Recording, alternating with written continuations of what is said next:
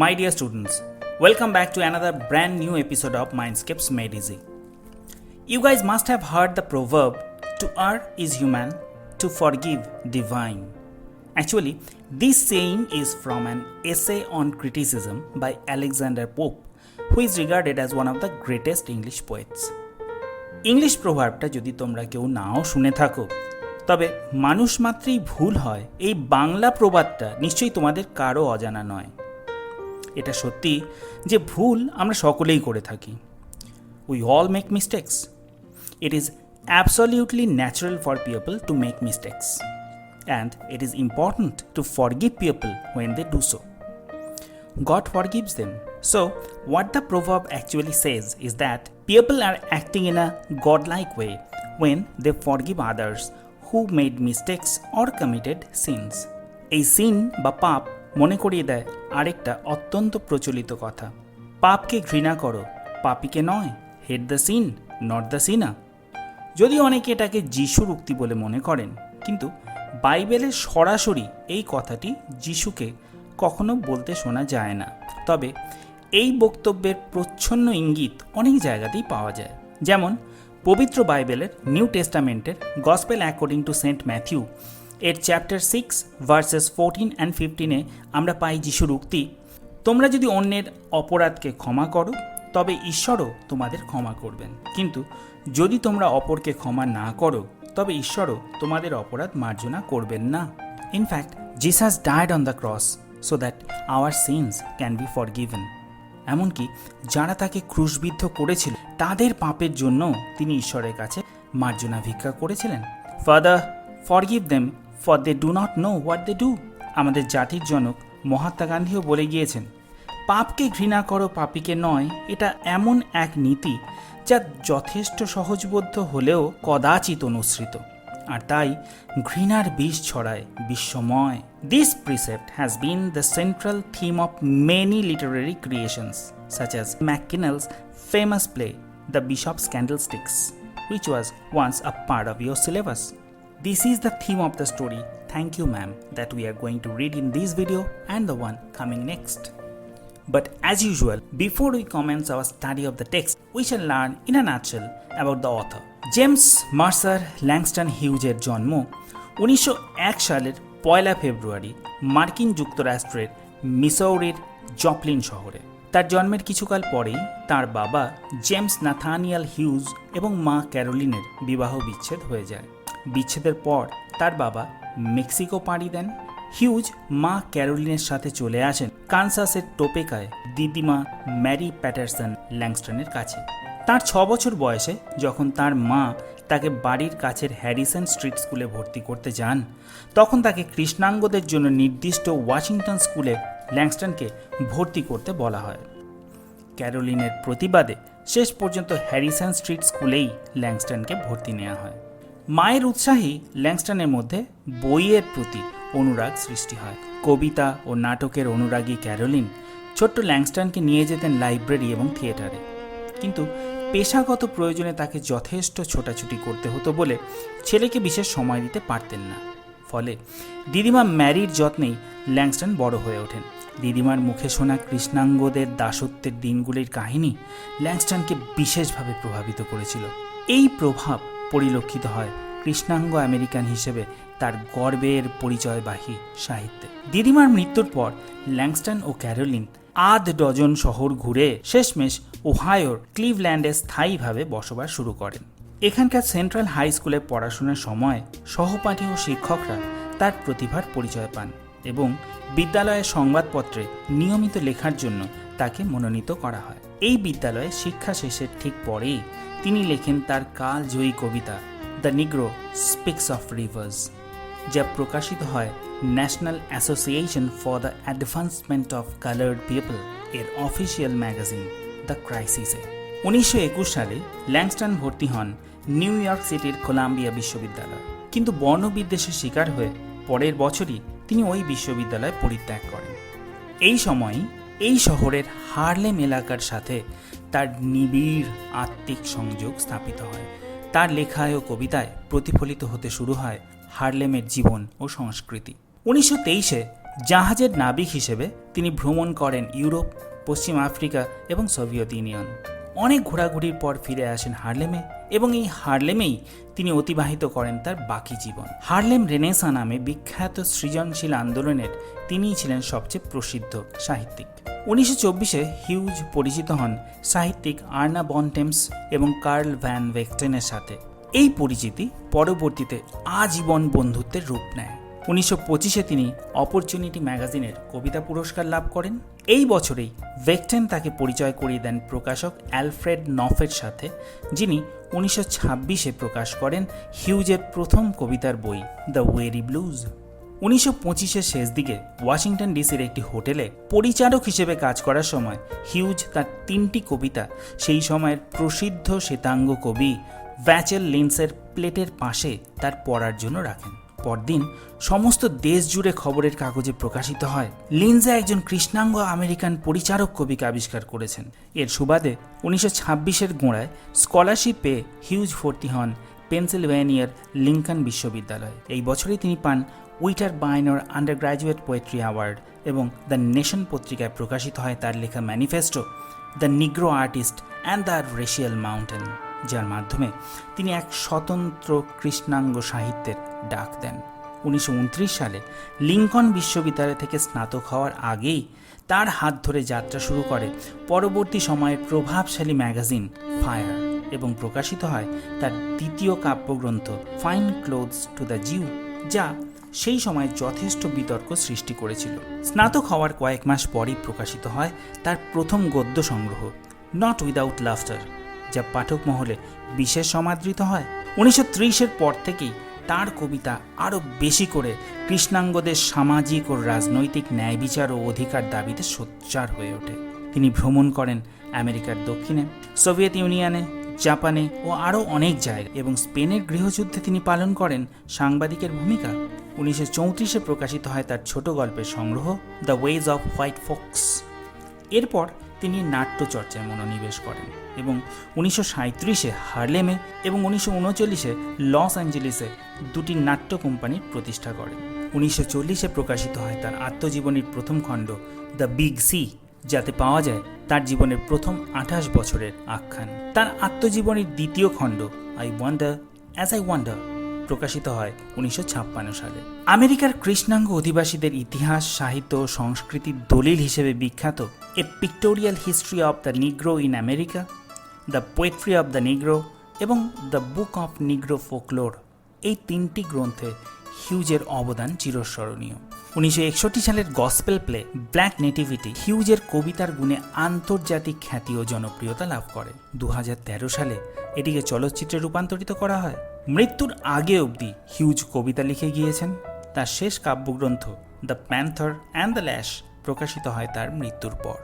এছাড়া হিউজ স্পেনের কবি ফ্রেডেরিকো গার্সিয়া লোরকা এবং চিলির কবি গ্যাব্রিয়েলা মিস্ট্রেলের কবিতার ইংরেজি অনুবাদ করেছিলেন। এছাড়া শিকাগো ডিফেন্ডার এবং নিউ ইয়র্ক পোস্ট পত্রিকায় তার নিয়মিত কলামের কৌতুক চরিত্র জেসে বি সেম্পলের জন্য হিউজ বিশেষ খ্যাতি ও জনপ্রিয়তা লাভ করেছিলেন।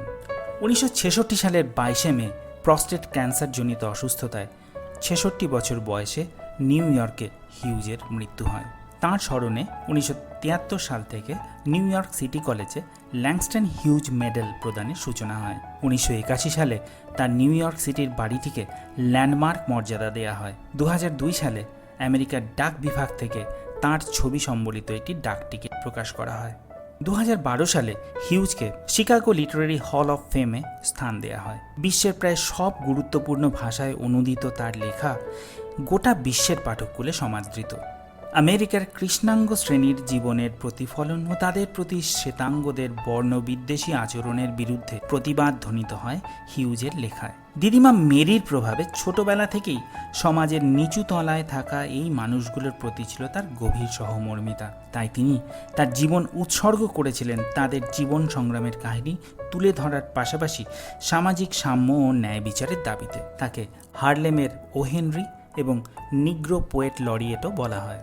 Before we start reading the text, there's another issue that we need to be aware of. গল্পটা পড়ার সময় গল্পের দুই চরিত্রের কথোপকথনে তোমরা এমন কিছু এক্সপ্রেশন পাবে যা তোমাদের খানিকটা অন্য রকমের মনে হতে পারে। এর কারণ ওই দুই চরিত্রের কথোপকথনে ব্যবহৃত উপভাষা বা ডায়ালেক্ট। ভাষাবিদরা আমেরিকার কৃষ্ণাঙ্গ অধিবাসীদের এই স্বতন্ত্র ইংরেজি উপভাষাটিকে বলেন ব্ল্যাক ইংলিশ বা আফ্রিকান আমেরিকান ইংলিশ বা আফ্রিকান আমেরিকান ভার্নাকুলার ইংলিশ। ইদানিং এই স্বতন্ত্র উপভাষাটিকে এবনিক্স বলা হয়। এবনিক্স স্পষ্টতই এবনি এবং ফনিক্স, এই দুটি ইংরেজি শব্দের যোগফল, যাদের অর্থ যথাক্রমে কৃষ্ণাঙ্গ এবং ধ্বনি। লেখক বা নাট্যকারেরা প্রায়শই তাদের কাহিনী বা নাটকের চরিত্রের সংলাপে স্থানীয় উপভাষার প্রয়োগ করে থাকেন, যাতে চরিত্রায়ন আরও বাস্তবধর্মী হয়। আমেরিকার কৃষ্ণাঙ্গ শ্রেণীর মানুষদের নিয়ে গর্বিত ল্যাংস্টন হিউজ এই গল্পের দুই কৃষ্ণাঙ্গ চরিত্রের মুখে কৃষ্ণাঙ্গদের স্বতন্ত্র ইংরেজি উপভাষা প্রদান করে তাদের যথার্থই প্রাণবন্ত করে তুলেছেন। যেহেতু উপভাষার অভিব্যক্তিতে একটি নির্দিষ্ট ভৌগোলিক এলাকার মানুষের ব্যবহৃত ভাষার রূপ ফুটে ওঠে, তাই অন্য এলাকার বাসিন্দা পাঠকদের কিছু অভিব্যক্তির অর্থ বুঝতে অসুবিধা হওয়া স্বাভাবিক। কিন্তু পড়তে পড়তে একটা সময় বিষয়টা সহজ হয়ে আসে। এই গল্পটির ক্ষেত্রেও এর ব্যতিক্রম হবে না। Now without any further ado, let's begin our study of the short story. Thank you, ma'am. শুরুতেই তোমাদের দৃষ্টি আকর্ষণ করব গল্পের টাইটেলের দিকে। Thank you ma'am. বলাই বাহুল্য, টাইটেলের তিনটি শব্দের প্রত্যেকটি তোমাদের অত্যন্ত পরিচিত, প্রত্যেকটি শব্দের অর্থ তোমাদের জানা, কিন্তু তৃতীয় শব্দটির ক্ষেত্রে একটি বিষয় হয়তো তোমাদের অনেকেরই অজানা। লক্ষ্য করো, ম্যাডাম শব্দটির ঠিক মাঝখানে থাকা ডি লেটারটার জায়গায় একটা অ্যাপোস্ট্রফি ব্যবহার করা হয়েছে। স্পষ্টতই এর ফলে শব্দটির উচ্চারণে একটি সিলেবল লোপ পেয়ে ম্যাডাম থেকে ম্যাম হয়েছে। শব্দের ভেতরে এমন এক বা একাধিক ধ্বনি বিলোপের মাধ্যমে শব্দের উচ্চারণের এই সংকোচনকে ভাষাতত্ত্বের পরিভাষায় সিনকপি বলা হয়। সিনকপি সাধারণত ভাওয়েল লস বা স্বরধ্বনি বিলোপকে নির্দেশ করে, যেমন ক্যামেরা, ফ্যামিলি, চকলেট ইত্যাদি। কিন্তু কনসোনেন্ট লস বা ব্যঞ্জনধ্বনি বিলোপেরও বহু উদাহরণ ইংরেজিতে দেখা যায়, যেমন ক্রিসমাস। সিনকপি শব্দের উচ্চারণে যে পরিবর্তন আনে সেটা লেখায় বোঝানোর জন্য কিছু ক্ষেত্রে অ্যাপোস্ট্রফির ব্যবহার করা হয়। এই গল্পের টাইটেলের তৃতীয় শব্দটির ক্ষেত্রে ঠিক সেটাই করা হয়েছে। চলে এবার আমরা গল্পটা পড়তে শুরু করি। First sentence. She was a large woman with a large purse that had everything in it but hammer and nails. তিনি ছিলেন একজন বড়সড় চেহারার মহিলা, আর তার ব্যাগটাও ছিল বিশাল, যাতে হাতুড়ি আর পেরেক বাদে সবই ছিল। ভদ্রমহিলা এবং তার পার্স উভয় ক্ষেত্রেই একই অ্যাডজেক্টিভ লার্জ ব্যবহার করে লেখক স্পষ্টতই আমাদের বুঝিয়ে দিচ্ছেন যে তার পার্সটি ছিল unusually big in size. Purse বা ওয়ালেট বলতে আমরা টাকা রাখার যে ছোট আকারের ব্যাগ বুঝি, এটা মোটেই তেমন ছিল না। ব্যাগের অস্বাভাবিক বড় আকার ও ওজন বোঝাতেই লেখক মজা করে বলেছেন, it had everything but hammer and nails. হাতুড়ি আর পেরেক ছাড়া সবই থাকতো ওই ব্যাগে। লক্ষ্য করো, এই এক্সপ্রেশনে বাট শব্দটা এক্সেপ্ট এই অর্থে ব্যবহৃত হয়েছে। It had a long strap, ব্যাগের ফিতেটা ছিল লম্বা, and she carried it slung across her shoulder, আর তিনি এটিকে আড়াআড়িভাবে কাঁধে ঝুলিয়ে বহন করছিলেন। স্লাং, স্লিং ভার্বের পাস্ট পার্টিসিপল ফর্ম। স্লিং এর অর্থ ঝুলিয়ে রাখা। Hang. It was about 11 o'clock at night, রাত তখন প্রায় 11টা, and she was walking alone, আর তিনি একাই হাঁটছিলেন। When a boy ran up behind her, এমন সময় একটি ছেলে পেছন দিক থেকে দৌড়ে এলো, and tried to snatch her purse, এবং তার ব্যাগটিকে ছিনিয়ে নেওয়ার চেষ্টা করলো। এই সেন্টেন্সটা একাধিক কারণে ইম্পর্ট্যান্ট। প্রথমত, এখান থেকে এমসিকিউ এবং এসএকিউ আসে, সময়টা মনে রাখবে, অ্যাবাউট 11 o'clock অ্যাট নাইট। দ্বিতীয়ত, এই বাক্যে আমরা একটা স্পষ্ট ইঙ্গিত পাচ্ছি যে এই ভদ্রমহিলা একজন ওয়ার্কিং ওম্যান, যাকে বেঁচে থাকার জন্য অনেক রাত অবধি কাজ করতে হয়, অর্থাৎ তার আর্থিক অবস্থা মোটেই ভালো নয়। Next sentence. The strap broke with a single tug the boy gave it from behind. ছেলেটি পেছন থেকে জোরে একবার টানতেই ব্যাগের ফিতেটা ছিঁড়ে গেল। টাগ, নাউন, অর্থ টান, pull. But the boy's weight and the weight of the purse combined, কিন্তু ছেলেটির নিজের ওজন আর ব্যাগের ওজন মিলে caused him to lose his balance, সে নিজের ভারসাম্য হারিয়ে ফেলল। So instead of taking off full blast as he had hoped, ফলে তার প্রত্যাশা মতো খুব দ্রুত দৌড়ে পালানোর বদলে the boy fell on his back on the sidewalk, ছেলেটি চিত হয়ে ফুটপাতের ওপর পড়ে গেল। And his legs flew up, আর তার পা দুটো ওপরে উঠে এলো। এই সেন্টেন্স থেকে আমরা আরেকবার আভাস পাচ্ছি যে ভদ্রমহিলার ব্যাগটি ছিল অপ্রত্যাশিত রকমের ভারী, তাই ছিনতাইবাজ ছেলেটি ব্যাগটি ছিনিয়ে নিতে সফল হলেও ছুটে পালাতে পারল না। ব্যাগের অপ্রত্যাশিত ওজন তাকে বেসামাল করে দিল এবং সে সজোরে চিত হয়ে পড়ল ফুটপাতের ওপরে। The large woman simply turned around, বিশাল দেহী ভদ্রমহিলা কেবল পেছন দিকে ফিরলেন and kicked him right square in his blue jeans sitter, এবং নীল রঙের জিন্স পরা ছেলেটির পেছনে সপাটে লাথি কষালেন। স্পষ্টতই ভদ্রমহিলা শুধুমাত্র যে বড় সড়ো চেহারা ছিলেন তাই নয়, তিনি যথেষ্ট সাহসী এবং শারীরিক শক্তির অধিকারীও ছিলেন। তাই আতঙ্কিত বা বিচলিত না হয়ে তিনি সজোরে লাথি কষালেন ছেলেটিকে। দেন শি রিচ ডাউন, তারপর তিনি সামনে ঝুঁকলেন, pick the boy up by his shirt front, ছেলেটির জামার সামনেটা ধরে তাকে ওঠালেন, and shook him until his teeth rattled, এবং যতক্ষণ না তার দাঁতে খটখটানি শুরু হয় ততক্ষণ তাকে ঝাঁকাতে লাগলেন। এই বাক্যটি আরও পরিষ্কারভাবে ভদ্রমহিলার শারীরিক শক্তির আভাস দিচ্ছে। তার হাতে ছেলেটি স্পষ্টতই অসহায়। So the story begins with a sensational and exciting situation, thereby arresting the reader's attention. Let's see what happens next. পরের paragraph. After that, the woman said, "Pick up my pocketbook, boy, and give it here." এরপর ভদ্রমহিলা বললেন, এই ছেলে, ব্যাগটা ওঠাও আর আমাকে দাও। Pocket book, টাকা রাখার জন্য পার্স বা wallet. It's an American English expression. She still held him, তখনও তিনি ছেলেটিকে ধরে রেখেছিলেন। But she bent down enough to permit him to stoop and pick up his purse. কিন্তু তিনি নিজে কিছুটা ঝুঁকলেন যাতে ছেলেটিও নিচু হয়ে তার ব্যাগটি তুলতে পারে। Bend down এবং stoop সমার্থক, ঝোঁকা বা নিচু হওয়া। Then she said, "Now, ain't you ashamed of yourself?" তারপর তিনি বললেন, এখন তোমার নিজের জন্য লজ্জা করছে না?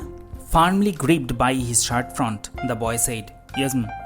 ভদ্রমহিলার হাতে জামার সামনেরটা দৃঢ়ভাবে ধরা অবস্থাতেই ছেলেটি বলল, হ্যাঁ ম্যাম। ইয়েস ম্যাম, ইয়েস ম্যাডামের সংক্ষিপ্ত রূপ, ঠিক যেমন আগের বাক্যের ain't you are not you এর সংক্ষিপ্ত রূপ, দুটি কলোকুয়াল ফর্ম বা কথ্য ভাষার রূপ। The woman said, what did you want to do it for? ভদ্রমহিলা বললেন, কিসের জন্য তুমি এমনটা করতে চেয়েছিলে, অর্থাৎ কেন তুমি আমার ব্যাগটা ছিনতাই করতে গিয়েছিলে? The boy said, I didn't aim to. ছেলেটি বলল, আমি এমন করতে চাইনি।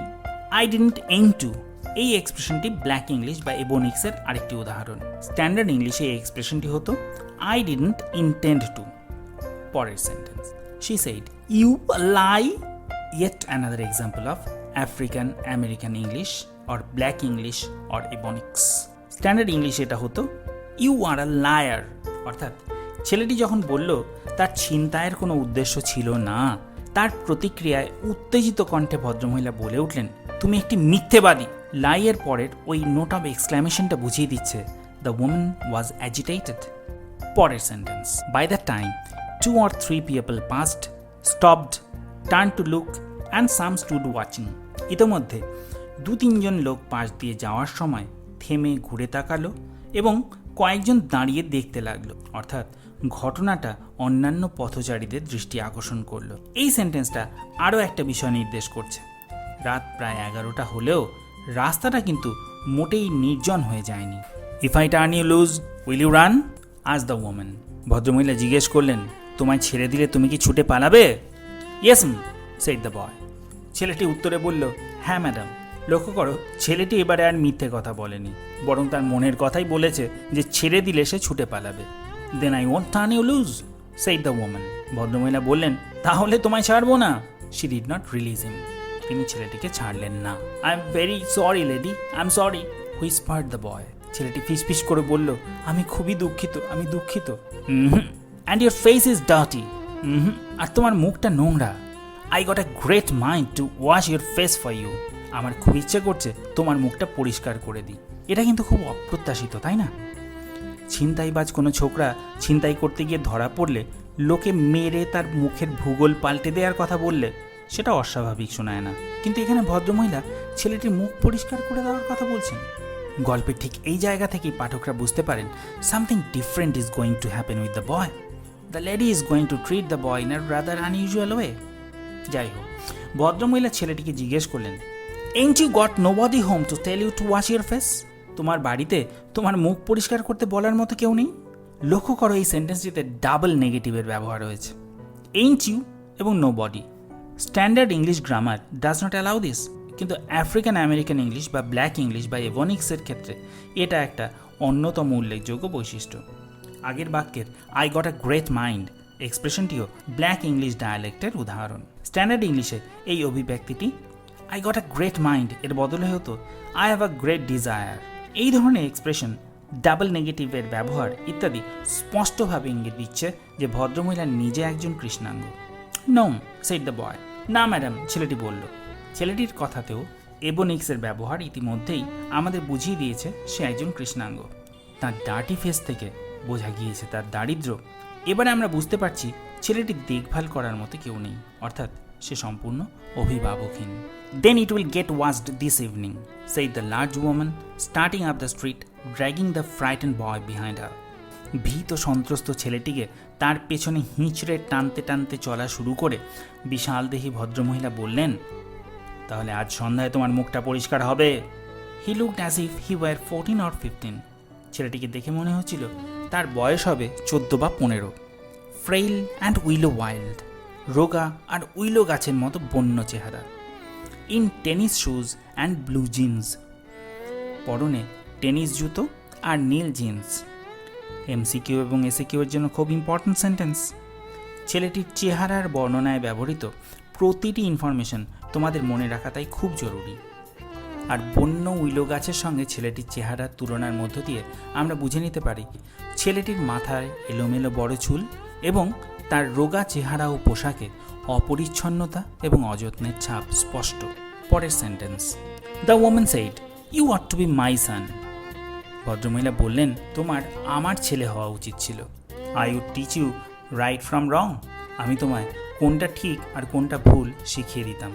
List I can do right now is to wash your face, এই মুহূর্তে অন্তত আমি যা করতে পারি তা হলো তোমার মুখটা পরিষ্কার করে দেওয়া। লক্ষ্য করো, ভদ্রমহিলার কথায় একটা বিষয় স্পষ্ট, তিনি ছেলেটিকে ক্রিমিনাল হিসেবে ট্রিট করবেন না, বরং এই অভিভাবকহীন ছেলেটির প্রতি তিনি সহানুভূতিশীল। তার মনে হচ্ছে প্যারেন্টাল কেয়ার এবং গাইডেন্সের অভাবেই ছেলেটি বিগড়ে গেছে। তাই তিনি বলছেন ছেলেটি যদি তার সন্তান হতো তাহলে তিনি কিছুতেই তাকে বিপথে চালিত হতে দিতেন না, তাকে ভালো মন্দের ফারাক বোঝাতেন এবং সৎ পথে চালিত করতেন। কিন্তু সেই সুযোগ তিনি পাননি, তাই এখন তার পক্ষে যতটুকু করা সম্ভব তা তিনি করবেন। এই কথাগুলি তার মাতৃত্ববোধের ইঙ্গিতবাহী। পরের সেন্টেন্স, আর ইউ হাংরি? ভদ্রমহিলা ছেলেটিকে জিজ্ঞেস করলেন, তোমার কি খিদে পেয়েছে? No, said the being dragged boy, I just want you to turn me loose. উত্তরে হিঁচড়ে টেনে নিয়ে যাওয়া ছেলেটি বলল, না ম্যাম, আমি শুধু চাই আপনি আমায় ছেড়ে দিন। Was I bothering you when I turn that corner? আজ দ্য ওম্যান। ভদ্রমহিলা জিজ্ঞেস করলেন, আমি যখন রাস্তার ওই মোড়টায় বাঁক নিয়েছিলাম তখন কি তোমায় কোনোভাবে বিরক্ত করেছিলাম? নো, ছেলেটি বলল, না ma'am. But you put yourself in contact with me, said the woman. ভদ্রমহিলা বললেন, কিন্তু তুমি নিজেই আমার কাছে এসেছো। If you think that contact is not going to last a while, you got another thought coming. যদি তুমি ভেবে থাকো যে এই সংযোগ বেশিক্ষণের নয়, তাহলে তোমায় নতুন করে ভাবতে হবে। You got another thought coming, এই অভিব্যক্তিটি আফ্রিকান আমেরিকান ইংলিশের আরেকটি উদাহরণ। স্ট্যান্ডার্ড ইংলিশে এই এক্সপ্রেশনটাই হতো, you need to think afresh. ভদ্রমহিলা বলে চললেন, when I get through with you sir, you are going to remember Mrs Luella Bates Washington Jones. Get through with একটি ফ্রেজাল ভার্ব, অর্থ to finish or to complete. অর্থাৎ ভদ্রমহিলা বলছেন, after she finishes dealing with the boy, the latter will definitely remember her. ছেলেটি যখন একবার তার পাল্লায় পড়েছে তখন আর নিস্তার নেই। ছেলেটির সাথে তিনি যা করতে চলেছেন তা শেষ হওয়ার পর ছেলেটি মিসেস লুয়েলা বেটস ওয়াশিংটন জোন্সকে মনে রাখবেই। বলাই বাহুল্য, ছেলেটি মিসেস জোন্সের এই কথাটিকে আক্ষরিক অর্থে না নিয়ে ব্যঞ্জনার্থে নিল। ফলে তার মনে হলো মিসেস জোন্স নিশ্চয়ই তাকে সাংঘাতিক কোনো শাস্তি দিতে চলেছেন। সে খুব ভয় পেয়ে গেল, যার ফলে sweat popped out on the boys face and he began to struggle. ছেলেটির মুখের ওপর বিন্দু বিন্দু ঘাম ফুটে উঠতে লাগলো আর সে ছাড়া পাওয়ার জন্য ছটফট করতে শুরু করলো। Mrs Jones stopped, jerked him around in front of her, put a half nelson about his neck and continued to drag him up the street. Mrs Jones দাঁড়িয়ে পড়লেন, এক ঝটকায় ছেলেটিকে সামনে টেনে আনলেন আর কুস্তির প্যাঁচে তার ঘাড়টাকে শক্ত করে ধরলেন এবং তাকে আবার রাস্তা দিয়ে টেনে নিয়ে যেতে থাকলেন। হাফ নেলসন এটি কুস্তির প্যাঁচ, যা খুব সহজ কিন্তু অত্যন্ত কার্যকরী। হাফ নেলসনে প্রতিপক্ষের যে কোনো এক বগলের নিচ দিয়ে এক হাত নিয়ে তার ঘাড়ে অন্য হাত দিয়ে লক করে দেওয়া হয়। সঠিক কায়দা না জানা থাকলে এই হোল্ড বা এই প্যাঁচ থেকে নিজেকে ছাড়িয়ে নেওয়া প্রায় অসম্ভব। রুগ্ন ছেলেটির পক্ষে শারীরিক শক্তিতে মিসেস জোন্সের সঙ্গে পেরে ওঠা সম্ভব ছিল না। হাফ নেলসন থেকে নিজেকে মুক্ত করার কায়দাও তার জানা ছিল না, ফলে সে ছিল সম্পূর্ণ অসহায়। When she got to her door, যখন মিসেস জোন্স তার বাড়ির সদর দরজায় পৌঁছলেন, she dragged the boy inside, down a hall and into a large kitchenette furnished room at the rear of the house. তিনি ছেলেটিকে হিঁচড়ে ভেতরে ঢোকালেন এবং একটি হল ঘরের মধ্য দিয়ে তাকে টানতে টানতে নিয়ে গেলেন বাড়ির পেছন দিকের একটা বড় ঘরে, যার একপাশে ছোট্ট রান্নার জায়গা। কিচেনেট, এই ওয়ার্ডটা লক্ষ্য করো, এখানে কিচেন শব্দের সঙ্গে এট সাফিক্স যুক্ত হয়েছে। এই এট সাফিক্স যোগে কোনো কিছুর ক্ষুদ্র সংস্করণ বোঝানো হয়। সাধারণত কিচেন বলতে আমরা যে আকারের রান্নাঘর বুঝি, কিচেনেট তার তুলনায় বেশ ছোট্ট রান্নার জায়গা বোঝায়। তোমাদের জন্য আরেকটা পরিচিত উদাহরণ সিগারেট, যেখানে সিগার নাউনের সাথে এট সাফিক্স যুক্ত হয়ে নতুন একটি নাউন সৃষ্টি করেছে। তোমরা দেখেছো সিগার বা চুরুটের থেকে সিগারেটের আকার অনেকটাই ছোট হয়, তবে শুধু যে ক্ষুদ্র সংস্করণ বোঝাতেই এট সাফিক্স যোগ হয় তা নয়। কখনো এই এট সাফিক্স যোগে ম্যাসকিউলিন থেকে ফেমিনিন জেন্ডারের নাউন তৈরি হয়, যেমন ব্যাচেলার থেকে ব্যাচেলারেট। আবার কখনো কোনো জিনিসের নকল বা বিকল্প বোঝাতেও এই সাফিক্সের ব্যবহার হয়, যেমন লেদার আসল চামড়া, লেদারেট নকল চামড়া। ফার্নিশড শব্দটি অ্যাডজেক্টিভ, অর্থ সজ্জিত। Next sentence, she switched on the light and left the door open. Mrs Jones switch টিপে ঘরের আলো জ্বালালেন আর দরজাটা খুলেই রাখলেন। The boy could hear other roomers লাফিং and talking in the large house. ছেলেটি বড় বাড়িটার অন্যান্য বাসিন্দাদের কথাবার্তা ও হাসির শব্দ শুনতে পাচ্ছিল। Some of their doors were open too. ওই বাসিন্দাদের কয়েকজনের ঘরের দরজাও খোলা ছিল। So he knew he and the woman were not alone. তাই সে বুঝতে পারছিল ওই বাড়িতে সে আর মিসেস জোন্স একা নয়। The woman still had him by the neck in the middle of a room. ভদ্রমহিলা তখনও ঘরের মাঝে তার ঘাড়টা ধরে রেখেছিলেন। এই প্যারাগ্রাফটি থেকে মিসেস জোন্সের থাকার জায়গাটি সম্পর্কে আমরা বেশ কিছু তথ্য পাচ্ছি। স্পষ্টতই মিসেস জোন্স একটি বহু ভাড়াটে ভরা বড় ভাড়া বাড়িতে একটি ঘর ভাড়া নিয়ে একাই থাকতেন। সময় তখন প্রায় মাঝরাত হলেও বাড়ির অন্যান্য বাসিন্দাদের অনেকেই তখনও জেগেছিলেন, কথাবার্তা বলছিলেন এবং তাদের নিজ নিজ ঘরের দরজাও খোলাই ছিল। অর্থাৎ আমরা আন্দাজ করতে পারি মিসেস জোন্সের মতো এদের অনেককেই অনেক রাত অবধি কাজ করতে হতো। পরের sentence, she said, what is your name? Mrs Jones ছেলেটিকে জিজ্ঞেস করলেন, তোমার নাম কি? Roger, answer the boy. ছেলেটি উত্তরে বলল, Roger. Then Roger, you go to that sink and wash your face, said the woman. ভদ্রমহিলা বললেন, তাহলে রজার তুমি ওই সিঙ্কে গিয়ে নিজের মুখটা ধুয়ে ফেলো। Whereupon she turned him loose at last. তারপরে অবশেষে তিনি ছেলেটিকে ছেড়ে দিলেন। Roger looked at the door, looked at the woman, looked at the door and went to the sink. Roger একবার দরজার দিকে তাকালো, একবার ভদ্রমহিলার দিকে তাকালো, আবার দরজার দিকে তাকালো এবং হাত মুখ ধোয়ার সিঙ্কের দিকে এগিয়ে গেল। লক্ষ্য করো, লেখক ল্যাংস্টন হিউজ কি অসামান্য অভিব্যক্তির মধ্য দিয়ে রজারের মনের দোদুল্যমানতা আমাদের কাছে তুলে ধরেছেন। খোলা দরজাটা যেন তাকে পালানোর জন্য হাতছানি দিয়ে ডাকছে, কিন্তু মিসেস জোন্সের শারীরিক শক্তির যে পরিচয় সে ইতিমধ্যেই পেয়েছে তাতে পালানোর কথা ভাবতে সে ভয় পাচ্ছে। তাই শেষমেশ খোলা দরজার দিকে না ছুটে সে ধীর পায়ে সিঙ্কের দিকে এগিয়ে যাওয়ারই সিদ্ধান্ত নিল। Let the water run until it gets warm, she said. যতক্ষণ না গরম জল আসছে ততক্ষণ জলটা পড়তে দাও, ভদ্রমহিলা বললেন। হিয়ার্স দ্য ক্লিন টাওয়েল, আর এই নাও পরিষ্কার তোয়ালে। এই ছোট্ট প্যারাগ্রাফটা আমাদের সেই সময়ের ঋতুর আভাস দিচ্ছে। আমরা বুঝতে পারছি তখন শীতকাল, আর তাই ঘরে গরম জলের ব্যবস্থা রয়েছে। আমরা আরও বুঝতে পারছি ইতিপূর্বে রজারের মুখে যে বিন্দু বিন্দু ঘাম ফুটে উঠেছিল তার জন্য উষ্ণ আবহাওয়া দায়ী ছিল না। রজার ভয় পেয়েছিল এবং মিসেস জোন্সের হাত থেকে নিজেকে মুক্ত করার জন্য ছটফট করছিল। এর ফলেই তার মুখ ঘেমে গিয়েছিল। You gonna take me to jail? Asked the boy, bending over the sink. সিঙ্কের ওপর ঝুঁকে পড়ে ছেলেটি জিজ্ঞেস করলো, আপনি কি আমায় জেলে নিয়ে যাবেন? রজারের কথায় ফের একবার আফ্রিকান আমেরিকান ইংলিশ বা ব্ল্যাক ইংলিশ উপভাষার নিদর্শন। স্ট্যান্ডার্ড ইংলিশে এই অভিব্যক্তিটাই হতো, are you going to take me to jail? Not with that face, I would not take you nowhere, said the woman. তোমার অমন মুখ নিয়ে আমি তোমায় কোথাও নিয়ে যাব না, ভদ্রমহিলা বললেন। I would not take you nowhere, এই এক্সপ্রেশনটিতেও ডাবল নেগেটিভের ব্যবহার আফ্রিকান আমেরিকান ইংলিশ বা ব্ল্যাক ইংলিশ বা এবনিক্সের আরেকটি উদাহরণ। মিসেস জোনসের এবং রজারের ভাষা বুঝিয়ে দিচ্ছে তারা দুজনেই কৃষ্ণাঙ্গ American. Here I am trying to get home to cook me a bite to eat and you snatch my pocketbook. আমি বাড়ি ফিরে সামান্য কিছু রান্না করে খাবো বলে চেষ্টা করছি, আর তুমি আমার ব্যাগটা কেড়ে নিতে গেলে। Maybe you ain't been to supper either, late as it be. Have you? হয়তো তোমারও রাতের খাওয়া হয়নি, অনেকটা রাত হয়েছে তো, খেয়েছো তুমি? Ain't been আরেকটি আফ্রিকান আমেরিকান ইংলিশ অভিব্যক্তি। There's nobody home at my house, said the boy. Mrs জোনসের প্রশ্নের উত্তরে রজার বলল, আমার বাড়িতে কেউ নেই। রজারের অভিব্যক্তিতে উপভাষার প্রয়োগ ফের লক্ষণীয়। তার উত্তর আরেকবার বুঝিয়ে দিচ্ছে সে অভিভাবকহীন, তার দেখভাল করার কেউ নেই। Either he is an orphan or is deserted by his parents, হয় সে অনাথ নয়তো পিতামাতার দ্বারা পরিত্যক্ত। Then we will eat, said the woman. I believe you are hungry or been hungry to try to snatch my pocket book. Mrs Jones বললেন, তাহলে আমরা একসাথে খাবো। আমার মনে হয় তোমার খিদে পেয়েছে বা পেয়েছিল বলেই তুমি আমার টাকা পয়সার ব্যাগটা ছিনিয়ে নেওয়ার চেষ্টা করেছিলে। অর্থাৎ মিসেস জোনস রজারকে পুলিশের হাতে তুলে দেওয়ার কথা আদৌ ভাবছেন না, বরং অভিভাবকহীন ছেলেটির প্রতি তিনি যথেষ্ট সহানুভূতিশীল, আর তাই মায়ের মমতায় তিনি রজারকে রাতের খাবার খাওয়ানোর কথা ভাবছেন। তিনি ধরে নিয়েছেন খিদের জন্যই মরিয়া হয়ে রজার তার ব্যাগটি ছিনিয়ে নেওয়ার চেষ্টা করেছিল, যাতে ব্যাগের টাকা পয়সা পেলে তা দিয়ে সে কিছু খাবার কিনে খেতে পারে।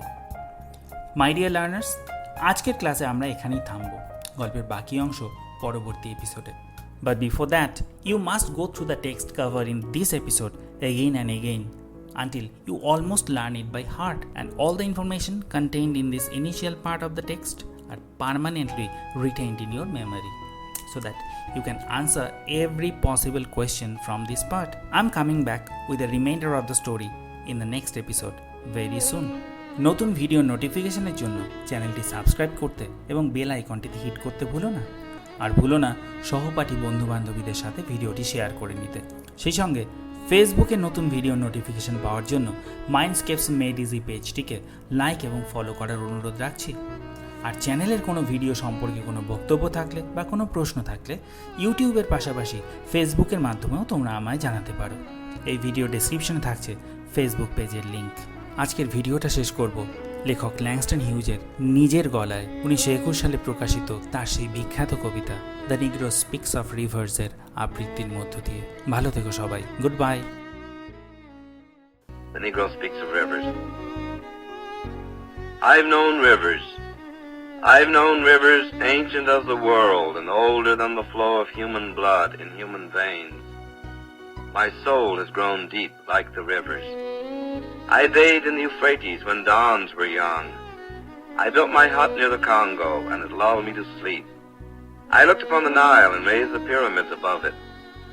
I heard the singing of the Mississippi when Abe Lincoln went down to New Orleans, and I've seen its muddy bosom turn all golden in the sunset. I've known rivers, ancient, dusky rivers. My soul has grown deep like the rivers.